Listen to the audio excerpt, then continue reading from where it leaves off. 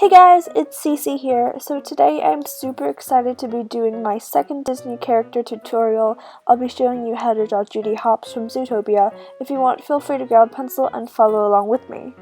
A note before starting, realize that I will make mistakes along the way because like any other human being, I can't draw everything perfectly on the first try. So since you can see the reference photo above, you can follow what I'm doing, but at the same time, trust your instincts with proportions and everything else. I'm just here to guide you along the way with the sketch. And I know that this video is around 6 minutes long, but drawing Judy probably took me 5 times the length of this video. So if you're following along, take advantage of YouTube to stop, rewind, or fast forward whenever you want to. So without further ado, let's get into it. I'm going to start off by drawing the shape of Judy's face in the center of my paper. It's not perfectly in the center, I'm drawing it a little bit towards the bottom because her ears are pretty long since she's a bunny. I started off drawing a rectangle and then I cut the edges into the shape of her face, which is kind of hard to explain. It kind of looks like a squashed pear or a potato, however you want to look at it.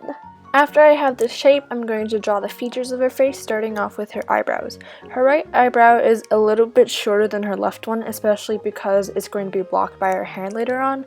Each eyebrow is about 1/3 of the width of her head. You don't want to make them too close or too far apart because later on we are going to use eyebrows to help line everything else up. Next, I'm going to move on to her right eye, which is right under her right eyebrow. Her eye is kind of like the shape of an almond. Again, these shapes are hard to explain, but it isn't symmetrical because her eye does curve in more closer to her nose. Also, make sure to draw that space where her eyelashes are. Once I have the overall shape of her eye, I'm going to draw in her iris, which is pretty big. It takes up about half of her entire eye. Now, I'm basically going to draw the exact same thing, but on the other side. I kind of had a bit of trouble with drawing her left eye. I'm pretty sure most people can relate to this, but you know when you draw the first eye so well that you can never do it again on the opposite side? Yeah, this struggle is real. Now, since the position of these two eyes are basically done, go ahead and draw in the two pupils, and just like her irises, make sure to keep them nice and big. So now I'm connecting her two eyes with a curved line. This gives her face more of a three-dimensional look because it shows that the nose curves outwards. And next I'm going to draw her nose, which is split into two sections. The first is the top of her nose, which is an upside down curved triangle, and under that is where her nostrils are. To finish her face, right under her nose, I drew a vertical straight line and then connected it with a big smile. Now I'm starting on her ears. The length of her ears are about 1.5 length of her head. Honestly, the height of her ears don't have to be perfectly exact. Just don't make them too short because you still want her to look like a bunny. The inner of her two ears are pretty straight. At the top they curve out, and then on the insides of her ears they are slightly rounded. Also, don't forget to show where the insides of her ears are by sketching in those 3 diagonal lines. Now I'm just going to move on and do the exact same thing for her right ear. They should be pretty much symmetrical. Finally, I'm going to move on to her upper body. First, I'm going to draw in her right hand.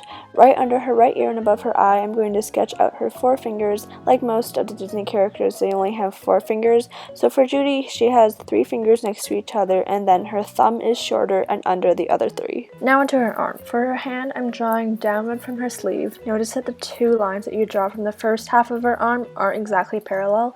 Also, that same part of her arm is pretty close to her face, but not exactly touching it. Then I'm drawing diagonally along the bottom of her face. If you want to know where these 2 lines should end, they should be right below where her mouth starts. Now I'm just drawing in her collar, which is the same width as her smile. Her collar bends in on both sides. As you can see, I'm drawing 2 curves, and then I'm just connecting those curves to the line. Now that I've drawn her collar and sleeve, I'm just going to connect them with a straight line. Right under her right armpit, I'm going to draw in her waist, which is pretty curvy, but her left waist should curve in a little bit more because if you look at the reference photo, you can kind of see more of a dip on her left side of her waist. And for her left arm, she has this buckle on her shirt, and then I'm just going to draw 2 diagonal lines down from her arm. If you want to add the patch on her uniform, go ahead, but I just thought the patch was way too small for me to draw the details, so I decided to leave it empty there. Now the basic sketch is done, so I'm going to go over everything with a little bit more force. When I'm doing this, I'm tracing over the lines that I want because during your first sketch, you could have had lines that aren't accurate or you didn't erase. So keep in mind that when you're drawing these darker lines, that those are going to be your final lines because if you erase them, you'll most likely leave a visible mark. While I'm doing this, I'm also adding in small details that I may not have included in my first sketch. For example, I forgot to add in her nostrils, so I did that in the end. Also, don't forget to shade in her pupils to give her eyes more of a liveliness. Also, she has a few lines that are along her uniform. I decided to add these in because it gives the clothing more texture, but take artistic license when choosing which details to include. There you have it, that's it for this video. I hope you enjoyed my drawing of Judy Hopps. Hopefully my explanations are clear and you found this helpful. If you have any questions or suggestions, don't hesitate to leave them in the comments below. And I'll talk to you guys next time. Bye!